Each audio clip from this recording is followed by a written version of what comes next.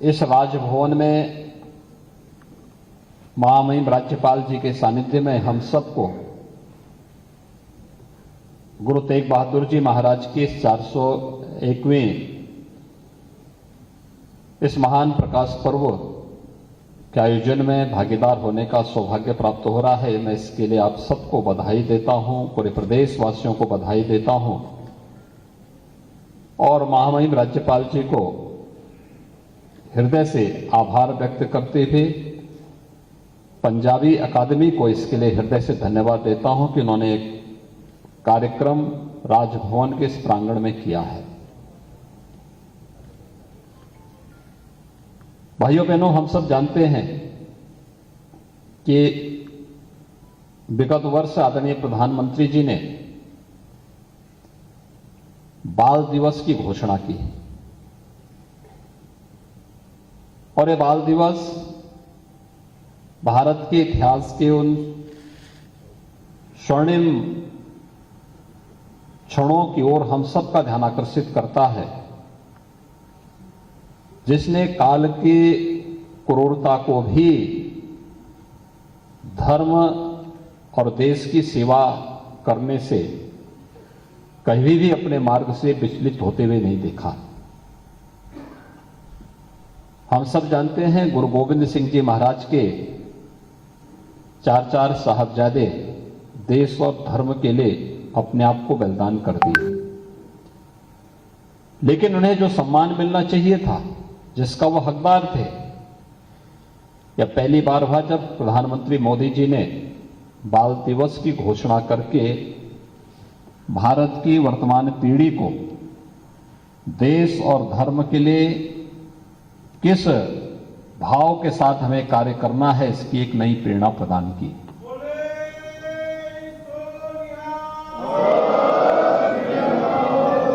ये हम सब का सौभाग्य है कि जब हम भारत के इतिहास का अवलोकन करते हैं, भाइयों बहनों, विकास की बात बहुत होती है और विकास के साथ हमें सतत रूप से आगे भी बढ़ना चाहिए। दुनिया में जहां कहीं भी प्रगति हुई है उसको देखना, उसके अनुरूप अपने आप को तैयार करना, ये बुरी बात नहीं है। हम मंगल ग्रह तक की यात्रा आज कर रहे हैं, नए नए अनुसंधान हो रहे हैं, इंटरनेट ऑफ थिंग्स की बात होने लग गई है, आर्टिफिशियल इंटेलिजेंस के माध्यम से दुनिया बहुत आगे बढ़ चुकी है। लेकिन इन सब के साथ हम सबको याद रखना होगा कि इतिहास को विस्मृत करके हम आगे नहीं बढ़ सकते। इतिहास के गौरवशाली क्षण हमें आगे बढ़ने की प्रेरणा प्रदान करते हैं, तो इतिहास की गलतियां भी हमें उसका परिमार्जन करने का एक अवसर भी प्रदान करता है। हम जब किसी कार्य को करते हैं, आज भी ये व्यवस्था है कि उसकी सोशल इंपैक्ट स्टडी कराते हैं। हम समाज अध्ययन से अपने आप को दूर नहीं कर सकते। कहीं किसी भू विशेष का, क्षेत्र विशेष का ज्योग्राफिकल मैपिंग करनी हो तो वही कर पाएगा जिसने भूगोल का अध्ययन किया हो, ज्योग्राफी का अध्ययन किया हो। हम उससे अपने आप को अलग कैसे कर सकते हैं? आपने यहां पर अभी कीर्तन सुन रहे थे, ये सभी तो हमें भक्ति की धारा के साथ जोड़ने का एक अभिनव प्रयास है, जो हमें भक्ति के माध्यम से हमारे अतीत के साथ जोड़ता है, तो हमारी भारी कार्य योजना को बनाने के लिए भी प्रेरित करता है। ये सभी चीजें जब एक साथ जुड़ेंगी, आगे बढ़ेंगी, तब देश और समाज प्रगति के पथ पर अग्रसर होकर के अपनी भावी योजना को भी बढ़ाता है। और सिख गुरुओं का इतिहास भारत की विजय का उसी गाथा को प्रमाणित करता है। गुरु नानक देव जी से विशुद्ध भक्ति की धारा जो प्रारंभ हुई, विशुद्ध भक्ति की धारा जो प्रारंभ हुई, वह जब देश और समाज की आवश्यकता पड़ी तो उसे शक्ति पुंज बनने में भी कोई देर नहीं लगी। मैं तो बार बार इस बात का उल्लेख करता हूं, जब हम लोग काशी विश्वनाथ मंदिर का दर्शन करते हैं तो काशी विश्वनाथ मंदिर को स्वर्ण मंडित करने का कार्य अगर किसी ने किया था तो महाराजा रणजीत सिंह ने किया था।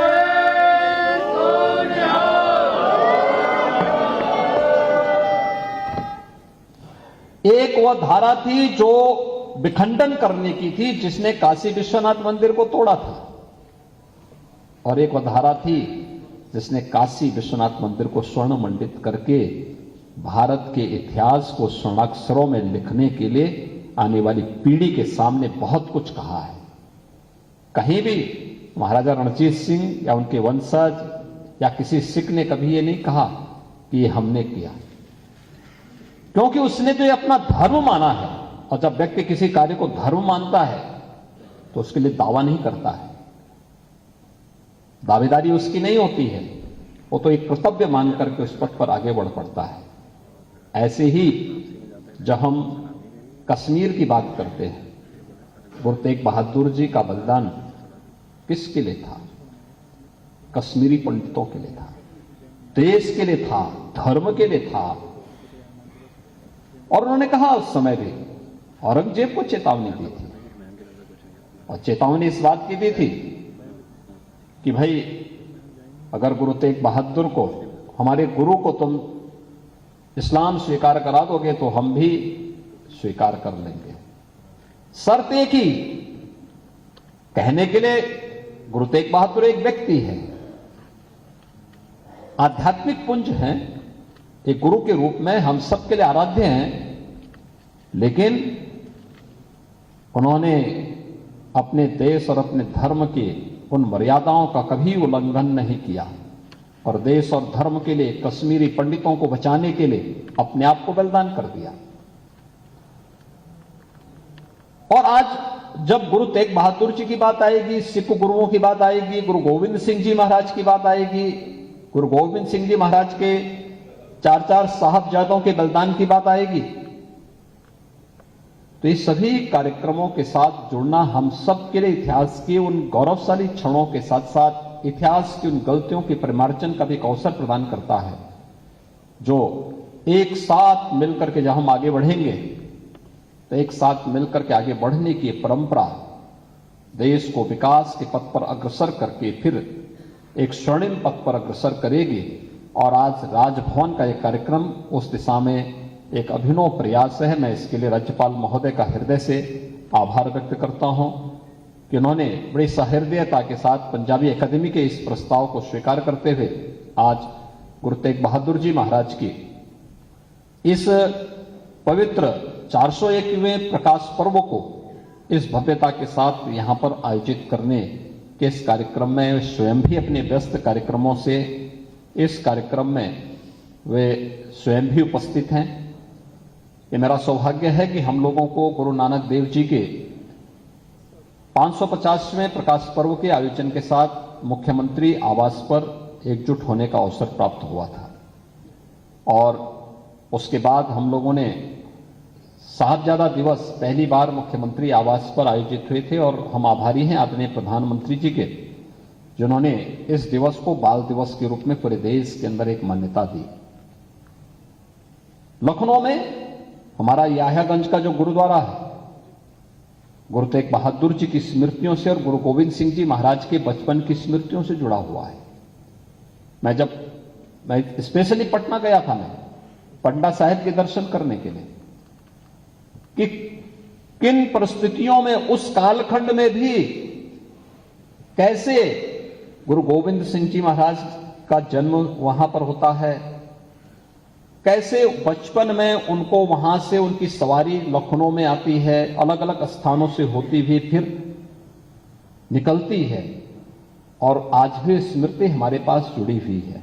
कहीं किसी सरदार बलदेव सिंह गोलक को जल छिड़कने की आवश्यकता नहीं पड़ी, ईश्वर ने कहा कि चले हम साहब जब यात्रा अंदर प्रवेश कर गई तो उसके बाद फिर इंद्र भगवान ने अपना कार्य भी शुरू किया।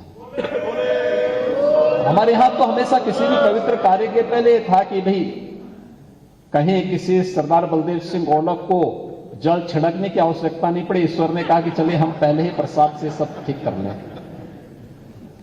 आपने देखा होगा, सब कितने दिनों से हम बारिश के इंतजार कर रहे हैं, लेकिन आज ये कार्यक्रम यहां पर होना था। लखनऊ में बारिश होनी शुरू हो गई, कितनी शानदार बारिश हुई है, मौसम भी खुशनुमा हो गया। और हम इस अवसर पर यहां पर इस आयोजन के साथ आयोजित कर रहे हैं।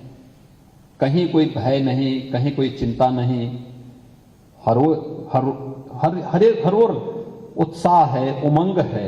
इसलिए क्योंकि ये परंपरा हमारी अपनी परंपरा है। इस परंपरा के साथ हमारी संवेदनाएं जुड़ी हुई हैं, हमारी भावनाएं जुड़ी हुई हैं। लेकिन क्या इस प्रकार के आयोजन हम ननकाना साहिब में कर पाएंगे? क्या काबुल में कर पाएंगे?